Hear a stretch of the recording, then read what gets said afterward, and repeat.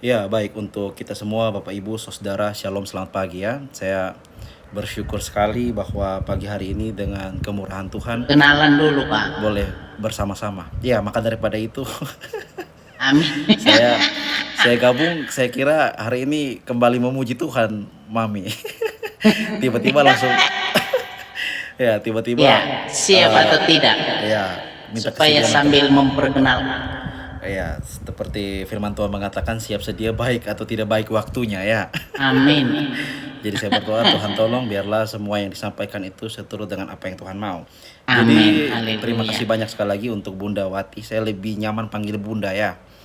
Silakan. Ya, ya. Jadi terima kasih banyak untuk Bunda Wati atas kesempatan. Salam kenal Bapak Ibu Terima Saudara. kasih. Saya Yeriko Dapamerang dari Nusa Tenggara Timur di Kota Kupang khususnya. Ya, Saya saat ini bekerja di saya akan ke sana. Amin. Haleluya. Itu doa kami ya, Haleluya. Bunda. Ke Nusa Tenggara Timur. Amin. Ya, jadi saya dari Nusa Tenggara Timur, Bapak Ibu, di Kota Kupang, dan puji Tuhan saat ini karena perkenan Tuhan, saya boleh ada dalam pelayanan dan itu semua karena belas kasihan dan kebaikan Tuhan. Amin. Jadi mungkin Bapak Ibu bisa panggil saya Iko atau Yeriko ya. Tapi bukan tembok Yeriko sekali lagi ya, yang rubuh. Haleluya. Ya, Tembok baik. Yeriko yang sudah dibangun. Yang sudah kokoh dibangun ya, budaya Oke. Amin. Jadi firman Tuhan Haleluya. kita pada pagi hari ini, Bapak Ibu Saudara, terambil di dalam Injil Matius. Injil Matius pasal yang ke-27 sampai 20 sampai 30 ya. Injil Matius pasal 11 ayatnya yang ke-27 sampai ayatnya yang ke-30. Jika Bapak Ibu sudah dapatkan, saya bacakan bagi kita semua. Bapak Ibu bisa perhatikan Alkitab masing-masing. Firman Tuhan itu di bawah perikop ajakan juru selamat. Ayatnya yang ke 27 dikatakan di sana, semua yang telah diserahkan kepadaku oleh Bapakku, dan tidak seorang pun mengenal anak selain Bapa, dan tidak seorang pun mengenal Bapa selain anak, dan orang yang kepadanya anak itu berkenan menyatakannya. Ayat 28, Amin. marilah kepadaku semua yang letih lesu dan berbeban berat, aku akan memberikan kelegaan kepadamu. Pikulah kuk yang kupasang dan belajarlah daripadaku, karena aku lemah lembut dan rendah hati, dan jiwamu akan mendapat ketenangan. Sebab kuk yang kupasang itu enak dan bebanku pun ringan. Nah, demikian jauh Ingat. pembacaan firman Tuhan Haleluya. Amin. bagi kita semua, Bapak Ibu Saudara. Dan yang dikatakan berbahagia itu adalah setiap kita yang tidak saja mau baca, tapi mau merenungkan, menyimpan dalam hati, dan melakukan firman Tuhan tiap-tiap hari. Nah, terpujilah nama Tuhan. Nah, Bapak Ibu Saudara, saya kira teks yang kita baca tadi dalam Injil Matius pasal yang ke-11 ini, mulai dari ayatnya yang ke-25 itu, saya rasa bukan teks yang pertama kali kita baca berkaitan dengan ajakan juru selamat. Tetapi tahukah kita bahwa firman Tuhan itu dia selalu relatable dengan segala keadaan dan zaman. Jadi bukan artinya kita sudah pernah baca, jadi akhirnya firman Tuhan itu mati di situ, tidak. Tapi firman Tuhan itu berkuasa terus menerus, bahkan sampai selama-lamanya. Makanya firman Tuhan itu dikatakan, atau dalam kitab Yosua dikatakan itu, renungkanlah firman itu siang dan malam. Ya, jadi bukan karena firmannya yang sudah kita baca lalu kita tidak baca lagi, tidak. Justru harus kita renungkan setiap waktu. Karena firman Tuhan itu berkuasa, sanggup untuk mengangkat kita dari segala kepahitan, dari segala kesengsaraan, dari segala penderitaan, kesakitan, dan keterpurukan. Nah, menarik sekali saudara berkaitan dengan Injil Matius pasal 11. Sebelum dia mengatakan marilah kepadaku, itu ada satu pernyataan yang sangat dalam ya, berkaitan dengan kesatuan antara Kristus dan juga Bapa. Dan barang siapa itu akan berkenan kepada Bapa, itu tidak bisa langsung datang kepada Bapa kalau tidak melalui Kristus terlebih dahulu. Ya, kalau kita lihat kembali, perhatikan ayatnya dari ayat 27. Semua yang telah diserahkan kepadaku oleh Bapakku, tidak seorang pun mengenal anak selain Bapa. Jadi kita tidak akan dapat mengenal Allah yang benar kalau tidak mengenal Kristus Tuhan terlebih dahulu. Amin ya Bapak Ibu ya. Jadi kalau kita katakan Allah yang benar itu seperti apa kalau tidak terlebih dahulu mengenal akan Kristus Tuhan kita. Dan kalau kita perhatikan di sana 27, Dan tidak seorang pun mengenal Bapa selain anak dan orang yang kepadanya anak itu berkenan menyatakannya. Nah, anak itu berkenan menyatakannya itu merujuk kepada orang-orang pilihan. Amin Bapak Ibu ya. Dan kita bersyukur bahwa kita semua boleh mengenal dia, berarti kita adalah orang-orang yang dipilihnya. Ini adalah kasih karunia dan kita bersyukur bahwa ketika kita dipilih untuk standar pemilihan, mungkin kita tidak masuk kategori. Kita tidak masuk hitungan. Kita tidak masuk sebagai ukuran yang pantas untuk mendapatkan pemilihan itu. Tetapi bukan karena kita siapa-siapa, tapi tetap dipilih oleh Allah. Itu semua karena kasih karunia dan juga belas kasihan Tuhan. Nah, maka daripada itu Bapak Ibu Saudara, yang ingin saya sampaikan firman Tuhan pada pagi hari ini berkaitan dengan ajakan juru selamat. Yang pertama, sebelum kita masuk di dalam marilah kepadaku semua yang letih lesu dan berberat, adakah kita terlebih dahulu mengimani Tuhan Yesus sebagai Tuhan Allah dan juru selamat dalam hidup kita? Jangan kita merasa bahwa saya mau untuk diselamatkan, saya untuk mau dibebaskan, tapi menolak Kristus dan tidak mau terima Tuhan Yesus. Kalau Bapak Ibu melihat berita hari-hari ini ya, banyak sekali public figure atau aktris-aktris yang ternama itu meninggalkan Kristus, meninggalkan iman Kristen. Ya, di dalam Indonesia ini kita bebas dan berhak untuk menentukan agama kita. Tetapi tahukah kita Bapak Ibu Saudara, kalau firman Tuhan tadi menyatakan barang siapa yang anak itu berkenan menyatakannya, artinya apa? Artinya setiap orang yang telah dipilih dan diselamatkan olehnya tidak mungkin meninggalkan iman kepada Tuhan. Tidak mungkin. Dan saya bersyukur bahwa ketika kita boleh dipilih dan dipanggil olehnya dalam keadaan yang semakin berat, semakin sulit dan dengan banyak tekanan, Tuhan kuatkan kita dan kita tidak meninggalkan Tuhan. Nah, Bapak Ibu, saya sampaikan juga hari-hari ini di tahun 2025 ini kan zaman semakin canggih, benar ya. Kita sudah bisa live TikTok seperti ini, bahkan kita hidup di zaman artificial intelligence. Kita hidup di zaman AI, Bapak Ibu ya. Bahkan ada yang mengatakan begini loh, jawaban ChatGPT itu lebih cepat daripada jawaban doa. Bayangkan. Seakan-akan Tuhan tidak lagi berkuasa dan yang lebih cepat menjawab segala kebutuhan adalah ChatGPT. Makanya hari-hari ini kalau kita lihat beberapa waktu lalu ada banyak orang kasus bunuh diri ya, bunuh diri. Itu harus dipertanyakan kenapa sampai itu terjadi. Karena pada dasarnya, pada hakikatnya kita semua tidak mampu, tidak sanggup menjalani hidup ini tanpa kasih Tuhan, tanpa pertolongan Tuhan, dan tanpa kasih karunia Tuhan. Nothing, tidak akan bisa menjalani hidup ini. Amin Bapak Ibu Saudara ya. Dan kita bersyukur kalau kita sungguh-sungguh masih beriman kepadanya, kita adalah orang-orang yang Tuhan Yesus berkenan menyatakan dirinya kepada kita. Ini adalah kasih karunia yang absolut dan tidak bisa digantikan oleh apapun. Tidak bisa digantikan oleh perak, emas, atau berlian. Makanya dalam 1 Petrus atau 2 Petrus ya mengatakan bahwa harga kita itu bukan dengan barang yang fana, amin Bapak Ibu ya, tapi dengan darah yang mahal, darah Kristus yang tercurah di Golgota. Darah yang mentahirkan dan membasuh kita dari kebinasaan dan dari kutuk dosa. Itu benar-benar the real absolute love. Cinta yang sejati dan begitu mutlak Bapak Ibu Saudara. Nah, jadi mereka yang meninggalkan Kristus adalah manusia yang paling malang dari segala manusia. Adalah manusia yang paling malang dari segala manusia. Karena kita sebagai orang berdosa tidak mampu menyelamatkan diri kita dari dosa. Dan kita butuh penebus. Dan kita butuh penebus. Kita butuh penebus untuk menyelamatkan kita. Sebagai manusia berdosa, tidak ada siapapun atau diri kita pun yang mampu menyelamatkan kita dari dosa. Selain daripada Kristus Tuhan yang menyelamatkan kita dari dosa. Jadi Bapak Ibu Saudara berkati kasih Tuhan, kita melihat tadi ajakan juru selamat. Ajakan juru selamat itu, dia tidak langsung marilah kepadaku. Tapi dia memberikan satu pernyataan yang sangat konkret di sana. Bahwa setiap orang yang akan diajak oleh Kristus adalah barang siapa yang menerima kasih karunia dan yang telah dipilih olehnya. Yang kepada barang siapa anak berkenan menyatakan dirinya. Jadi Bapak Ibu Saudara, kita sudah tahu kepastian keselamatan kita. Amin Bapak Ibu Saudara. Karena yang paling membahagiakan di dalam hidup ini bukan dengan kita melihat kita adalah orang yang terkenal atau kita orang kaya. Karena pada hakikatnya banyak orang kaya yang mati bunuh diri juga, iya kan? Amin Bapak Ibu.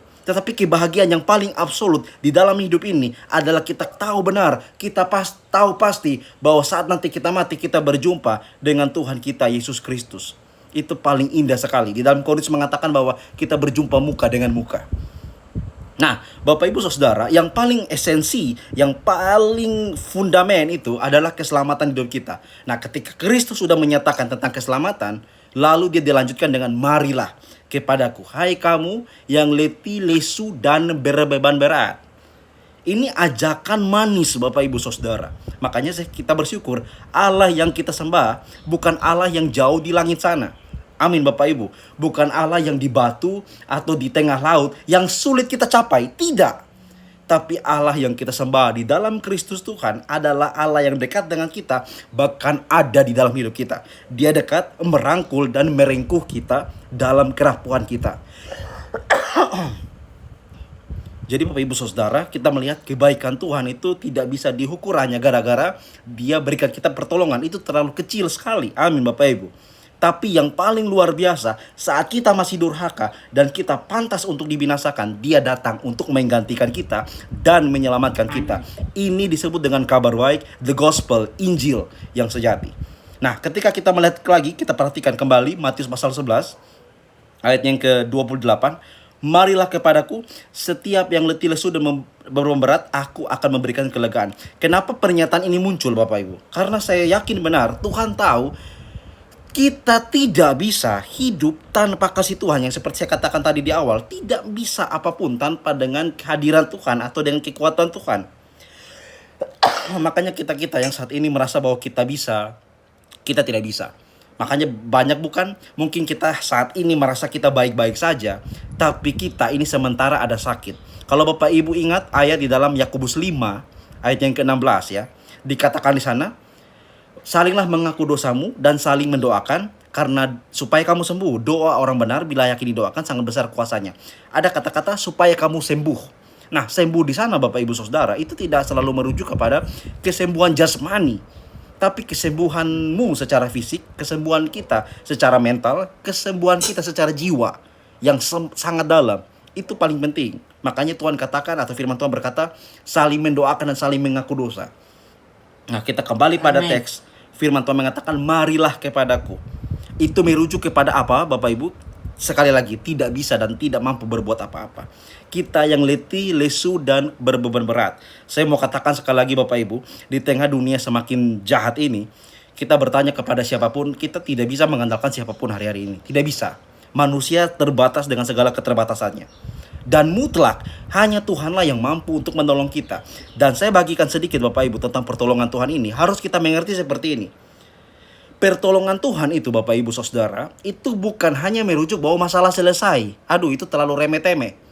Kalau kita hanya mengukur kebaikan Tuhan dari masalah selesai, kalau masalah selesai berarti Tuhan tidak baik dong. Kan tidak begitu pemikirannya.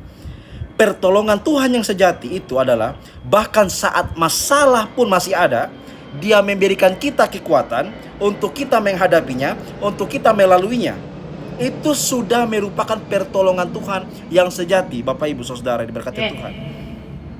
Jadi saat kita punya masalah nih, ya, masalah itu begitu banyak.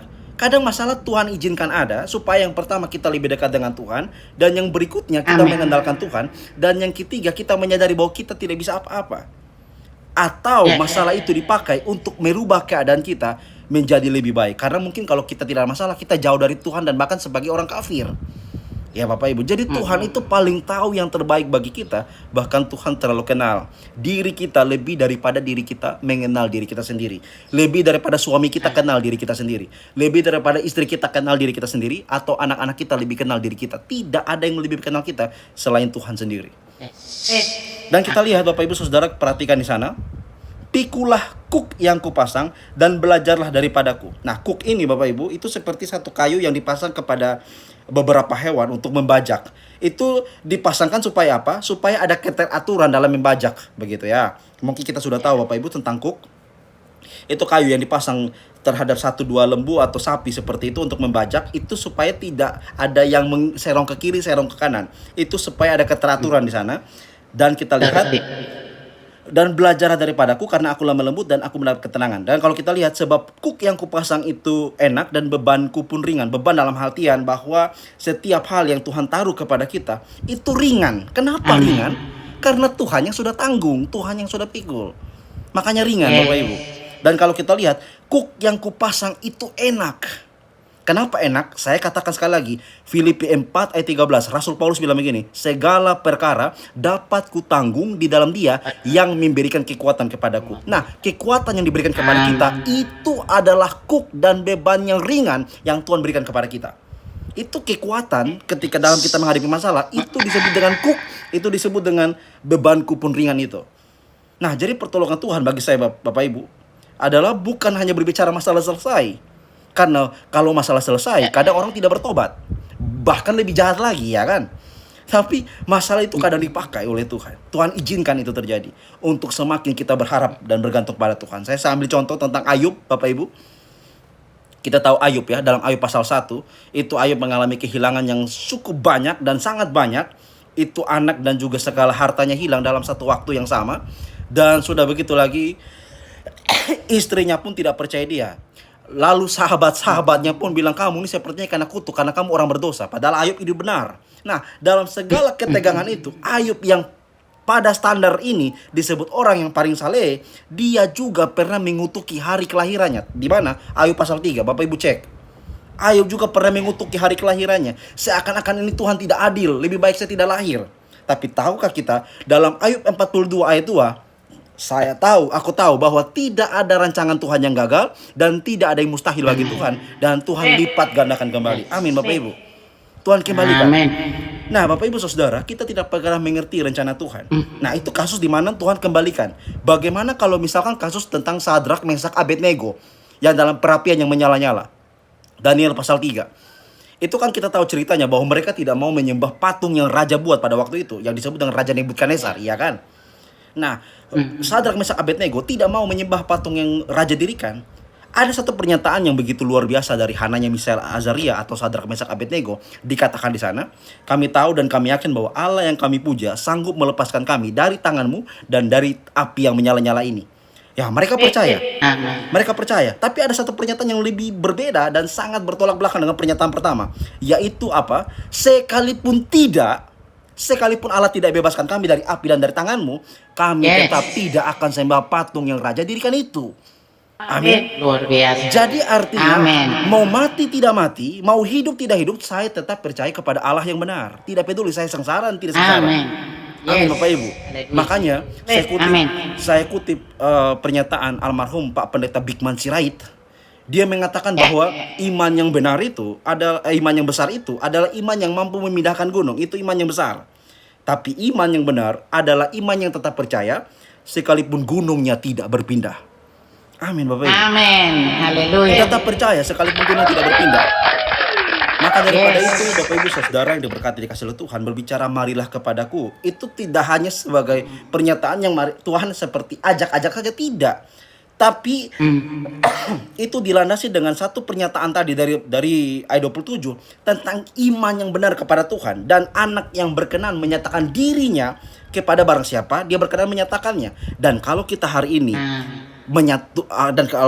ini dapat layak kepada Tuhan, dan kita hari ini bisa mendengar tentang Kristus, tidak saja mendengar tapi boleh timbul iman dalam hati kita, maka kita adalah orang-orang yang berkenan di hadapan Tuhan, yang Tuhan berkenan menyatakan dirinya kepada kita, kepada Bapak Ibu dan kepada saya dan kepada kita semua. Maka daripada itu, Bapak Ibu Saudara, kebaikan Tuhan itu jangan diukur dengan kekayaan harta duniawi. Percayalah, segala yang ada di kolong langit ini hanya nanti batas di kuburan butuh tanah 2 kali 1. Amin, Bapak Ibu ya. Kita betul tidak? Kita punya harta yang berhektar-hektar pun mati butuh tanah 2 kali 1, dan mobil dan segala rumah tidak masuk dalam kuburan. Tinggal. Betul, iya kan? Tapi yang paling penting itu adalah iman kita kepada Kristus, iman yang memerdekakan. Dan sekali lagi sebagai deklarasi yang pasti dari Tuhan kita, dan itu tidak ada satu tokoh agama pun dalam kolong langit ini sepanjang sejarah dan waktu yang berani menyatakan secara eksplisit, I am the way, the truth, and the life. Akulah jalan dan kebenaran hidup. Dan tidak ada seorang pun yang datang kepada Bapa kalau tidak melalui aku. Artinya apa? Di luar Yesus tidak ada jalan, Di luar Yesus tidak ada hidup, di luar Yesus tidak ada keselamatan. Tidak ada, nothing. Amen. The only way hanya Yesus Kristus Tuhan Yes. sebagai Tuhan dan Yes. juru selamat kita. Maka daripada itu, Haleluya. firman Tuhan pagi hari ini, marilah datang kepadaku, hai kamu semua yang letih lesu dan berat, belajarlah daripadaku, karena aku lemah lembut dan rendah hati, dan jiwamu akan mendapat ketenangan, sebab kuk yang kupasang itu enak, dan bebanku pun ringan.